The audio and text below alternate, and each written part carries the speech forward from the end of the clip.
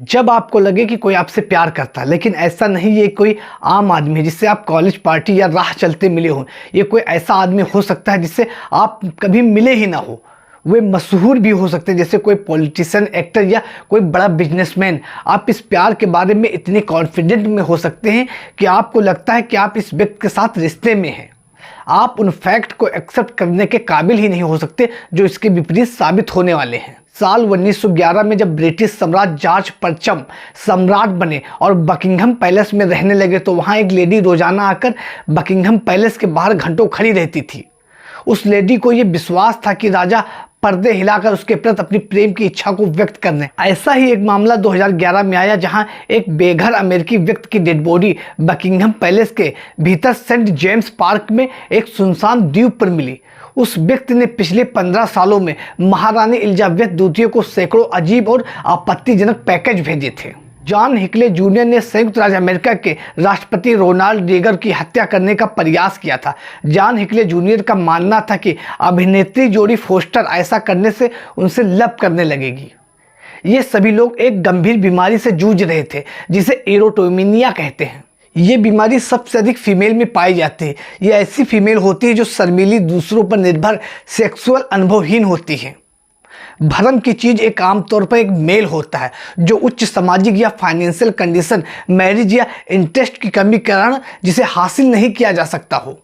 जुनून की वस्तु काल्पनिक मरा हुआ इंसान या कोई ऐसा व्यक्ति हो सकता है जिससे रोगी कभी मिला ही ना हो, क्योंकि एरोटोमेनिया व्यक्ति अक्सर ये मानता है कि उन्हें सीक्रेटली प्रशंसक से विशेष फील्ड जैसे हानिरहित घटनाओं के माध्यम से मैसेज भेजे जा रहे हैं। एरोटोमेनिया, जिसे डे क्लोरम्बाल्ड सिंड्रोम के रूप में जाना जाता है, ये एक अपेक्षाकृत असामान्य पैरानाइड स्थिति है जो किसी व्यक्ति में दूसरे व्यक्ति के प्रति लगाव, भ्रम की विशेषता है। इसे DSM-5 में भ्रम संबंधित बीमारी के उप प्रकार के रूप में लिस्टेड किया गया है। आमतौर पर एरोटोमेनिया की शुरुआत अचानक होती है, लेकिन इसका कोर्स बहुत पुराना होता है।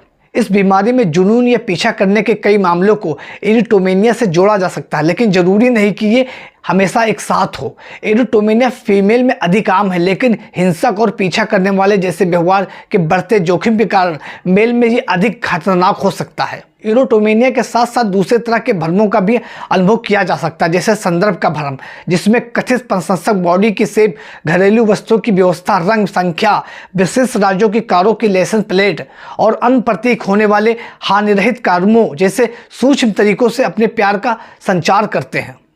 यदि व्यक्ति कोई कॉमन व्यक्ति है तो सोशल मीडिया पोस्ट, सार्थक कपड़ों के विकल्प जैसे संकेतों के माध्यम से कुछ उच्च स्तर के हो सकते हैं, जैसे जन बच्चों का अपहरण जो कभी अस्तित्व में नहीं थे। ये विश्वास कि व्यक्ति अपने जुनून की वस्तु के साथ रहने के लिए भगवान द्वारा पुनर्निर्धारित या चुना गया है। भ्रमपूर्ण वस्तुओं को समय के साथ दूसरों द्वारा चुना जा सकता है।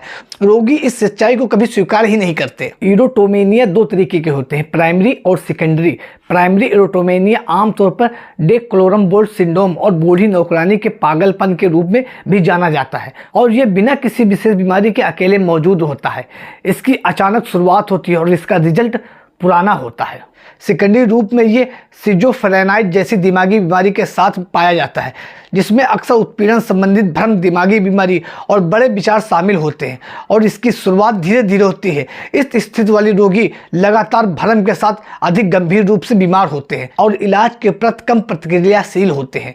ये व्यक्ति आमतौर पर डरपोक, आश्रित महिलाएं होती हैं जो सेक्सुअल या सामाजिक रूप से अनुभवहीन होती हैं। अधिक हल्की स्थिति वाले लोगों में भ्रम कम समय तक रहता है। इस समस्याग्रस्त व्यवहारों में कॉल, टेस्टिंग, पत्र और अवांछित उपहार भेजना, सोशल मीडिया और ईमेल के माध्यम से लगातार इंटरनेट उत्पीड़न करना, बिना कुछ कहे घर का बार बार दौरा करना, वस्तु के दोस्तों या परिवार के सहकर्मियों के साथ संपर्क करना या संपर्क करने का प्रयास करना, लगातार पीछा करने वाले जैसे बिहेवियर इसमें शामिल होते हैं। साल 1971 और 1977 में MB सीमन ने इस बीमारी को फैंटम लवर सिंड्रोम और साइकोटिक इरोटिक ट्रांसफॉर्मेशन रिएक्शन और सनकी प्यार के रूप में उल्लेख किया है। इस बीमारी का इलाज एक व्यक्ति से दूसरे व्यक्ति में अलग अलग होता है। इलेक्ट्रोकोनाल्वी थेरेपी, जिसे ECT भी कहते हैं, supportive psychotherapy, family and environment therapy, दूसरी जगह बसना, जोखिम प्रबंधन और सुरक्षित इरोटोमिया के मामलों में अंदर छिपी हुई बीमारी का इलाज करना, जिससे सन की विश्वासों से अस्थायी छूट दिला सकता है और जैसे कुछ सामाजिक कामकाज की इजाज़त देकर जीवन की गुणवत्ता को बढ़ा सकते हैं। इस तरीके के प्रयास से इस बीमारी को कम किया जा सकता है।